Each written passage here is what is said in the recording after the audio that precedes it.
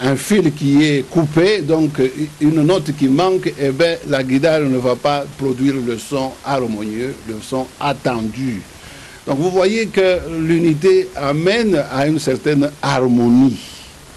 Et l'unité aussi, ça amène à une certaine force, ça amène d'une position de faiblesse à une position de force. Pourquoi? Parce que quand vous êtes divisé, comme c'était le cas en 1960, après l'indépendance, après la proclamation de l'indépendance, les gens étaient partis, n'est-ce pas, à la table ronde à Bruxelles, alors qu'ils étaient unis.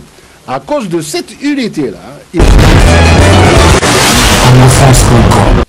Merci beaucoup, mesdames, mesdemoiselles et messieurs, amis fidèles téléspectateurs de la 3 fois w.congoforance.com. Merci pour votre fidélité, vous êtes nombreux partout en train de nous suivre à travers cette émission Tosolo la Pona Congo. Tosolo la Pona Congo, c'est une émission de divertissement, l'émission qui vous permet à découvrir des vrais Congolais vivants ici, à la Fou du Sud, mesdames, mesdemoiselles et messieurs. Nous sommes ici au siège des mouvements Congo Paradis. Nous sommes venus ici pour voir le président Bruno Katumpa Poto Solola sur l'actualité. Oezoleka, Nambokola Bisso, mesdames, mesdemoiselles et messieurs, nous sommes aujourd'hui, samedi 5 décembre, et lobby, président de la République a causé le discours. Alors, on a eu le président Bruno Katumpa, mais quand Peko Solola, Makambu Ekoleka, Tope Oezoleka, Nambokola Bisso. Merci beaucoup à Maman Del Yomo, merci beaucoup encore à Papa Jambele na Congolais Morasali téléphone na Boston téléphone Okapi oyo pa Nzambe soka sungi ekokita Kinshasa pour na basoda na biso pour téléphone a été dindi na mai a été koi ekufa raté en tout cas bientôt déjà na Kinshasa. Mesdames, mesdemoiselles et messieurs, suivez cet élément et on se retrouve tout juste après.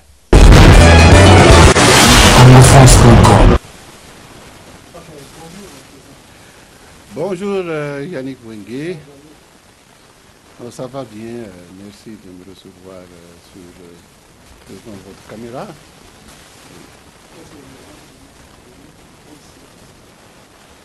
Pas de silence de ma part. Le pays est vraiment dans la fièvre du discours que le président va présenter bientôt devant la nation.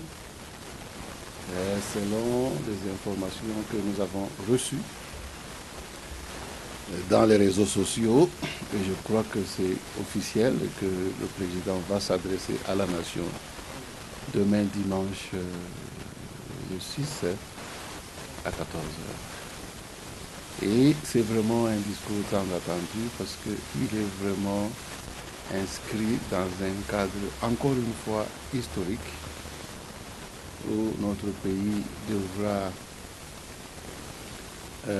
vivre une expérience de démarcation parce que nous avons été sous la coalition FCC-Cache.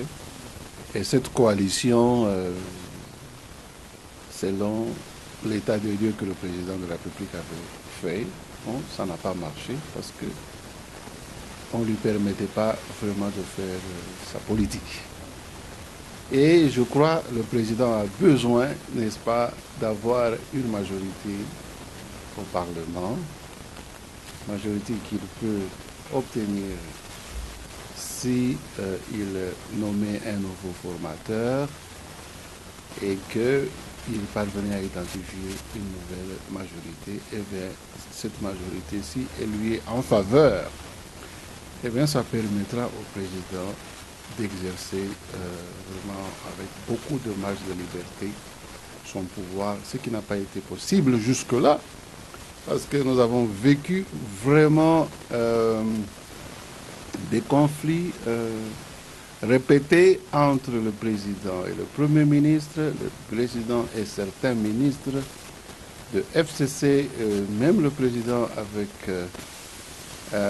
les relations avec le Sénat ou le Parlement n'ont pas été vraiment au bon point. On se rappellera d'ailleurs que lors des prestations des serments des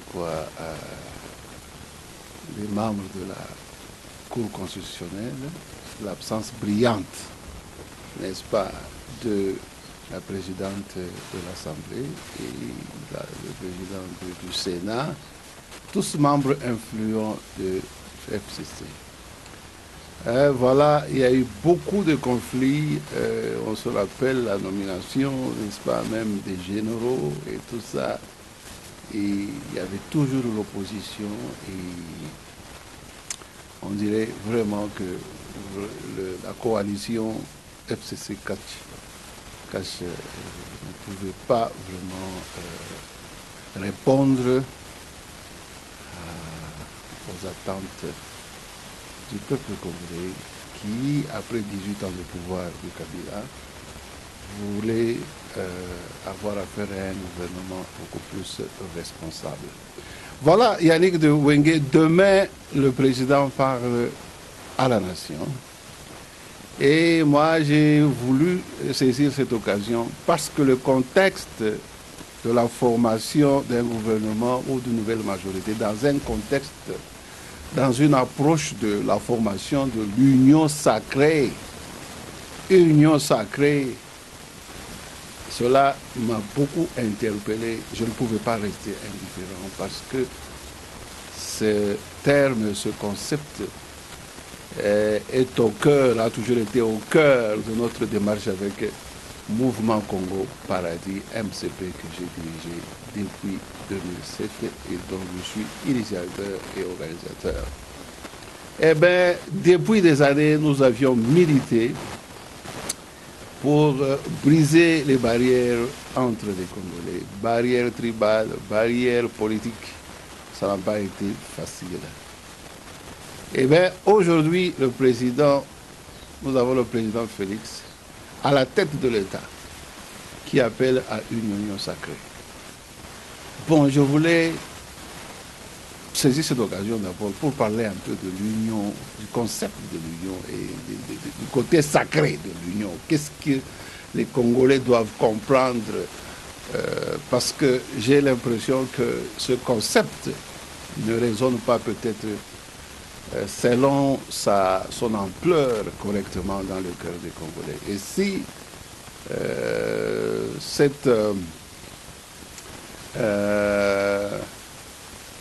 le concept n'est pas bien saisi par les Congolais, il risque de se comporter comme d'habitude et ne pas saisir une occasion qui leur est offerte. Afin de vibrer ensemble avec le président dans la même hauteur de pensée. Alors, je voulais dire ceci. Yannick Wenge, d'abord, on a pris ça par exemple, il y avait expérience on a Saraki. Soki, aux autres de Congolais que bas Sangana. Muntuya IDPS, MLC, PPRD à l'époque, UNC, Apareco, non, Omilokili, c'est l'expérience que j'ai faite parce que moi, après avoir été vraiment un fervent de l'UDPS pour de longues années, j'avais décidé de faire une démarche dans la société civile et c'est ainsi que j'étais amené à créer MCP Mouvement Congo Paradis. Alors je disais, j'en ai fait l'expérience parce que la méfiance que apporte le système multipartiste et dans un contexte congolais, c'est vraiment destructif. C'est destructif et c'est comme si, pour les Congolais, c'est un message qui impose ou qui appelle à une division, à un État subdivisé selon les partis politiques. Vous voyez. Parce que je peux prendre un exemple, contrairement à ce que nous avons vécu, nous vivons ici en Afrique du Sud ou dans d'autres pays civilisés et avancés. Vous allez voir que quand il s'agit des questions nationales qui touchent à l'intérêt national, vous allez voir les gens de différentes tendances se mettre ensemble et se prononcer. Et même si c'est dans le cas, par exemple, des États-Unis, vous pouviez entendre Bush qui appelle Clinton, ou bien Clinton qui appelle Barack Obama, ou bien Bush qui appelle Barack Obama. Et on a eu beaucoup d'instances où ces gens se sont retrouvés ensemble quand il fallait célébrer les questions d'intérêt national. Alors je voulais revenir sur cette question en disant, bon, ça c'est la caractéristique des pays tels que les États-Unis, mais nous l'avons vécu aussi ici en Afrique du Sud. Par exemple, quand il y avait célébration de Mandela, okay, le premier passage de pouvoir, et même quand Cyril Ramaphosa est passé au pouvoir. Donc nous voyons à l'époque quand Ramaphosa ou Mandela prenait le pouvoir. Donc tout le monde était là, c'est-à-dire les gens de l'ancien pouvoir de l'apartheid, ainsi que les gens de l'ANC, et les gens de tendance qui n'étaient pas d'obédience de l'ANC, tels que Mangosuthu Buthelezi avec AFP. Permettez que je donne cet exemple sud-africain, parce que les Congolais ont l'habitude de ne pas accepter de faire des comparaisons. Pourtant, elles peuvent beaucoup inspirer tout ce que nous faisons. On peut apprendre des autres pour s'améliorer. Alors, je disais que, on a vu ça du temps de Mandela quand il y avait la transition, mais nous avons vécu ça aussi quand Ramaphosa a pris le pouvoir ici. Vous pouviez constater un monsieur comme Malema qui était devenu conflictuel ou qui était un dissident de l'ANC, donc quelqu'un qui est devenu un opposant de l'ANC, comme un critique farouche contre l'ANC. Mais bien quand il y avait l'inauguration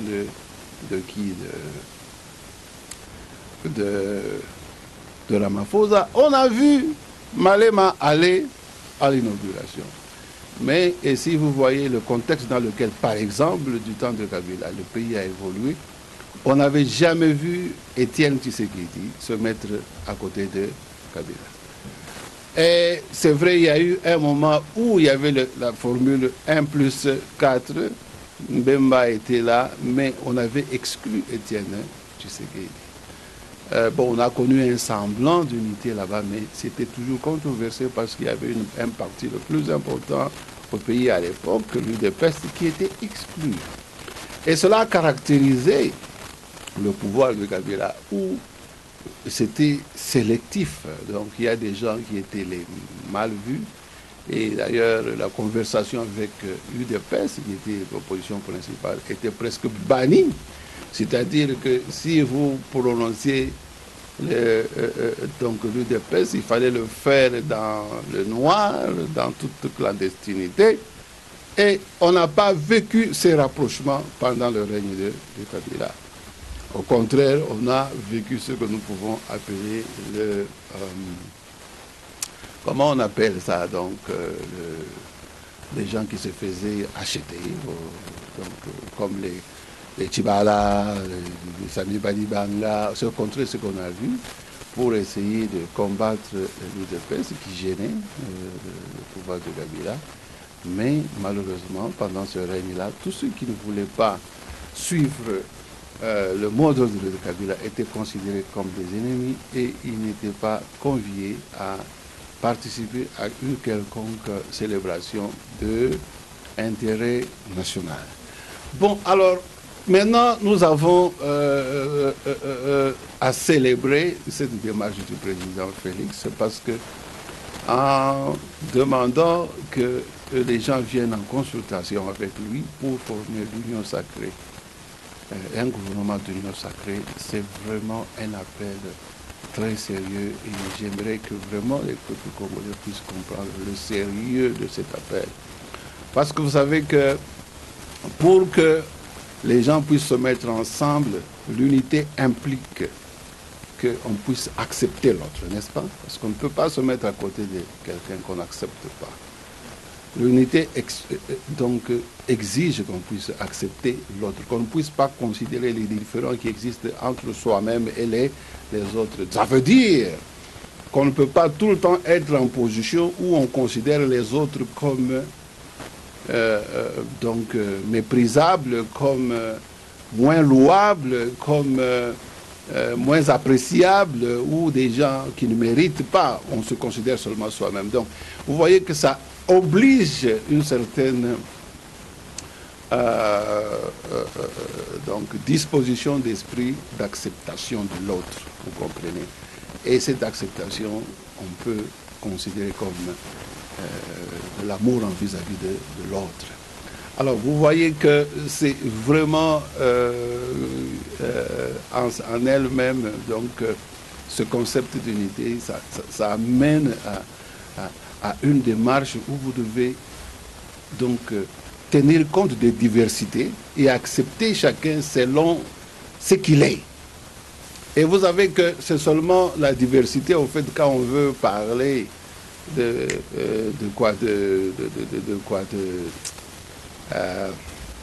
d'avoir une image d'ensemble, c'est seulement dans la diversité, avec les différents éléments, que même la beauté peut resplendir. Vous savez que quand on a différentes couleurs, on a un jardin avec différentes fleurs, et c'est ainsi que la beauté du jardin va vraiment resplendir. C'est comme on a donc une guitare. Pour que la guitare puisse donner son son, il faut que chaque note soit là. Si vous avez un fil qui est coupé, donc une note qui manque, eh bien, la guitare ne va pas produire le son harmonieux, le son attendu. Donc vous voyez que l'unité amène à une certaine harmonie.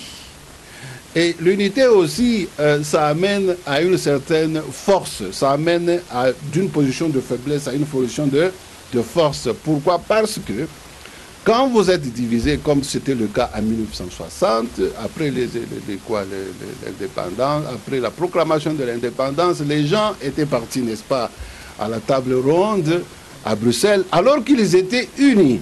À cause de cette unité-là, ils avaient pu peser devant le colonisateur pour dire, mais écoutez, ces gens sont devenus civilisés. Parce qu'en fait, quand les gens sont unis, c'est-à-dire ils n'ont plus de différends, on les considère comme les gens on les considère comme les gens plus civilisés. Donc la civilisation amène à quoi? À l'élimination des divergences. C'est-à-dire on élimine les divergences, on regarde tous dans la même direction. Alors vous savez, cette unité-là, à l'époque, avait fait notre force. C'est ainsi que les Belges, écoutez, ils ne voyaient pas d'autre solution que de donner l'indépendance aux Congolais, parce qu'ils trouvaient que leur unité là-bas démontrait une volonté commune. Donc ils parlaient le même langage. C'est ainsi que, comme il y avait absence de contradiction, parce que là où il n'y a pas unité, c'est-à-dire qu'il y a contradiction. Et quand il y a contradiction, on va tirer l'un et l'autre de son côté pour pouvoir, n'est-ce pas, comploter et faire échouer l'intérêt commun. Donc vous voyez que l'unité est, si on veut vraiment jouir, nous les Congolais, nous avons été empêchés, nous avons souffert. On n'a pas pu jouir d'une richesse depuis qu'on a accédé à la richesse. C'est à cause de cette faiblesse, chers frères et sœurs, c'est dû au fait que nous étions toujours sujets à des divisions, à des contradictions que les ennemis du Congo, ceux qui voulaient exploiter les pays, donc exploiter, j'utilisais ça contre eux. Donc l'appel à l'union sacrée, c'est un appel vraiment qui doit interpeller le Congolais, de réfléchir en profondeur. Parce que, comme je le disais, l'union fait la force, c'est vrai, mais l'union oblige l'amour, vous comprenez? L'union oblige qu'on regarde tous dans la même direction. L'union oblige que les diversités qui existent dans la communauté, les capacités, les talents qui existent dans la communauté, tous sont mis ensemble et acceptés selon leur diversité. Et il n'y a que ça qui peut rendre un gouvernement riche de potentiel et de capacités pour pouvoir confronter la communauté. Imaginez un gouvernement où on se retrouverait. Les gens qui ont été avec Mobutu sont là, les gens qui ont été avec Kabila sont là, les gens de la Mouka sont là, les gens de l'UDP sont là, et tout le monde se retrouve. Et si tout le monde est d'accord, et tout le monde peut converger dans un sens pour servir l'intérêt national qui peut qui peut être l'élément, n'est-ce pas, central d'intérêt pour tout le monde. Parce que si cela n'est pas le cas, alors ça veut dire que nos leaders tels qu'on les a connus, ils ne travaillent pas pour l'intérêt de la nation, mais ils travaillent pour l'intérêt personnel et individuel. C'est pourquoi je dis que l'appel à l'unité, c'est vraiment un appel sérieux. Et ça interpelle chaque Congolais dans sa conscience de se réveiller. Parce qu'en fait, c'est un appel pour la véritable indépendance. Parce que si nous ne sommes pas unis et si nous parlons des langages comme à la tour de Babel, eh bien, la fin, la fin est là pour nous, c'est-à-dire c'est la catastrophe et c'est la confusion et la confusion, la faiblesse, c'est ce qui va faire que nous serons toujours un pays exploité, un pays où la souffrance fera vraiment aller. Est-ce que le peuple congolais comprend l'importance d'être uni? Combien l'unité est sacrée? L'union est sacrée parce que dans l'union, il y a beaucoup de... L'union lui-même, c'est une loi suprême parce que dans l'union se dégage l'amour, n'est-ce pas? Dans l'union se dégage la beauté, parce que cette diversité-là, quand vous prenez les gens de différentes cultures, chacun vient apporter sa part à l'ensemble, ça fait la beauté. Donc vous avez l'amour, vous avez la beauté là-dedans, vous avez la force là-dedans, vous avez la cohésion là-dedans. Donc l'unité elle-même amène une grande richesse. Et quand vous êtes privé d'unité, vous êtes privé d'une grande richesse. C'est pourquoi l'union et l'unité, c'est vraiment une loi sacrée dans l'existence de l'être humain. Et c'est une loi sacrée devant Dieu, une loi d'ailleurs que nous n'avons pas eu la chance d'exploiter et de développer pour comprendre sa quintessence. Maintenant, moi je voulais justement profiter de cette occasion pour faire comprendre au peuple congolais que si réellement le peuple congolais c'est un peuple qui prie, ok, comme on a toujours pensé que les peuples congolais, la majorité sont chrétiens, ça veut dire que 90% des Congolais sont des chrétiens. Si réellement ils prient, donc l'appel à l'unité, c'est l'appel sacré. C'est-à-dire, ça veut dire que c'est l'appel de Dieu. Et je voulais appuyer cela avec, même pour ceux qui sont chrétiens, ils sont lecteurs de la Bible, avec Marc 3, où on parle de la division, où on parle du péché contre le Saint-Esprit. Le péché contre le Saint-Esprit, c'est le péché où les gens ne veulent pas être unis. Donc quand vous n'êtes pas unis, vous péchez contre le Saint-Esprit. Oui, bien sûr, parce que quand vous n'êtes pas unis, ça veut dire que vous ne vous aimez pas. Vous ne vous tolérez pas les uns les autres. Et ça veut dire que vous serez faible. Et quand un ennemi voudra vous attaquer, vous ne saurez pas vous défendre.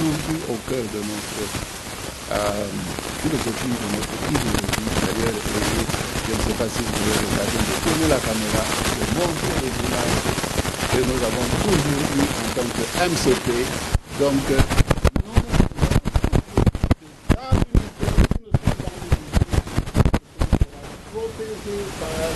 Saint-Esprit qui est représenté dans la colombe, et les anges vont toujours camper autour de notre pays si nous sommes unis dans l'amour, parce que sans amour on ne peut pas être unis. Et quand nous sommes unis, nous travaillons et nous voyons tous dans la même direction, nous serons sous la direction ou la protection du Saint-Esprit, et nous serons sous la protection des anges campés autour de nous. Voilà comment est-ce que nous, en tant que MCP Mouvement Congo Paradis, nous avions évolué en Afrique. Et aujourd'hui, on ne pouvait pas manquer cette occasion pour saluer d'abord le président de la République d'avoir eu cette initiative que nous avons considérée comme une initiative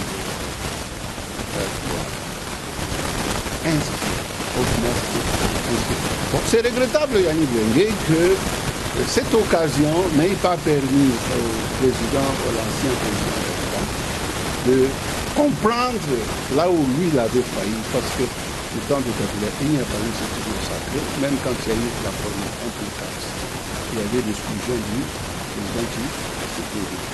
Notre souhait, c'est de ne pas vivre encore cette exclusion en ce qui concerne le président, l'ancien président Kabila, RPC et Congo. On aurait vraiment souhaité que le peuple congolais, PPRD, Kabila comprenne l'importance que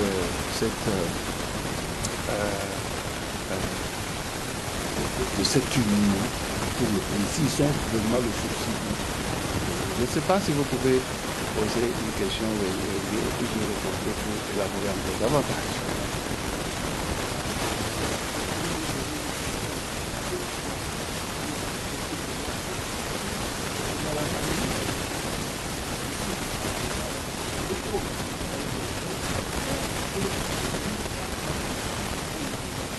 Bon, discours à Kosala Lobby. Bon, Nazo Yoka, bon, il y a la dissension. Vous avez Mbemba Katumbi, je dois les féliciter et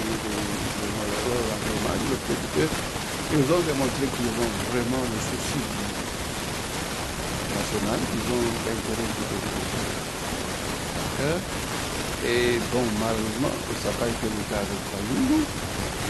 Bon, j'étais en train de réfléchir, de rigoler à moi-même, de dire, vous savez, le président Félix, jusque-là, il n'a pas limité la main contre et vous savez qu'il y a eu des gens de la Mokadega qui ont été nommés comme la Crue Rouge. Mais maintenant, il y a ce rapprochement avec les catholiques.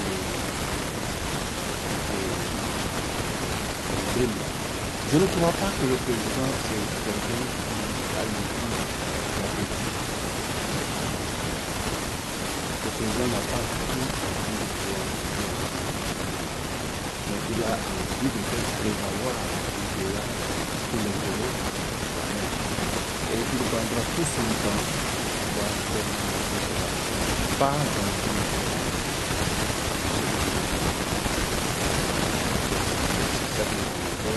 et je rigolais à moi-même, je disais que donner le président que je comprends en mesure que c'est un homme comme formateur Payou. Et si on le met, on a d'autres parce que dans cette démarche, nous savons que on a compris l'importance de la quintessence de l'opposition qui est inconsciente qui vivre dans une dimension élevée, une dimension donc c'est quelqu'un qui a été entré au pouvoir en implorant, n'est-ce pas, la grâce divine. Alors je crois qu'il va respecter cette aura qu'il est en train de. Il ne va pas créer le mais je crois que quelqu'un a saisi cette occasion pour accepter qu'à côté de lui, à côté de. Donc pour élargir, n'est-ce pas, cette participation et inclure les catholiques.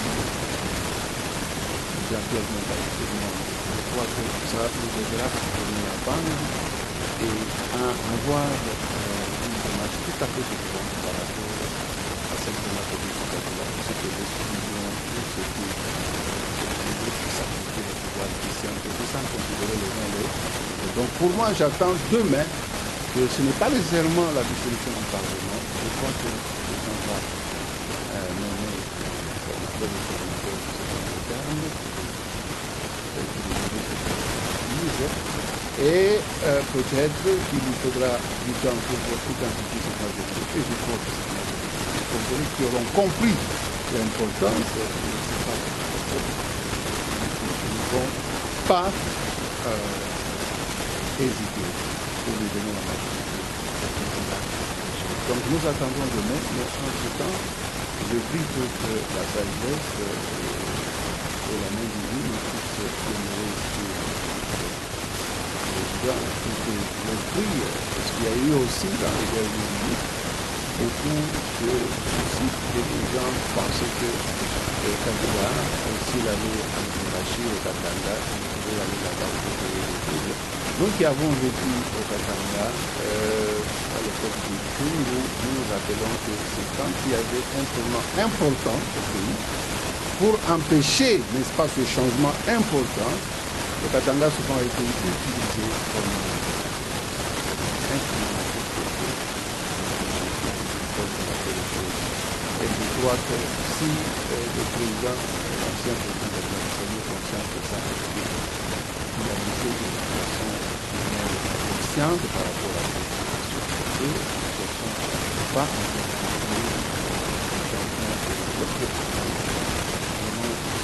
encore un homme de régler parce que malheureusement, il peut avoir de mauvais conseils de collaborer dans la mesure du possible selon les objectifs que le président va détailler dans son programme de demain. Donc voilà, peuple congolais, rendez-vous à demain. Nous bénissons encore davantage notre Dieu pour nous avoir donné un président qui s'est inspiré et pour, n'est-ce pas, engager le pays dans cette direction. Et vraiment, nous saluons cette initiative et attendons beaucoup de victoires de disponibilité.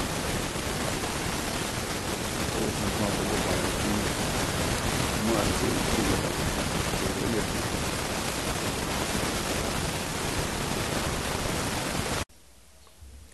Merci beaucoup, mesdames, mesdemoiselles et messieurs. Nous sommes arrivés à la fin de cette émission. C'était pour moi un grand plaisir de recevoir pour vous le président Bruno Kantoupa, le président du mouvement Congo Paradis, toujours au milieu du village. Mesdames, mesdemoiselles et messieurs, ça n'est fini pour aujourd'hui. Merci d'avoir suivi cette émission. D'ici là, portez-vous bien avec l'espoir de vous retrouver au prochain numéro. Ciao.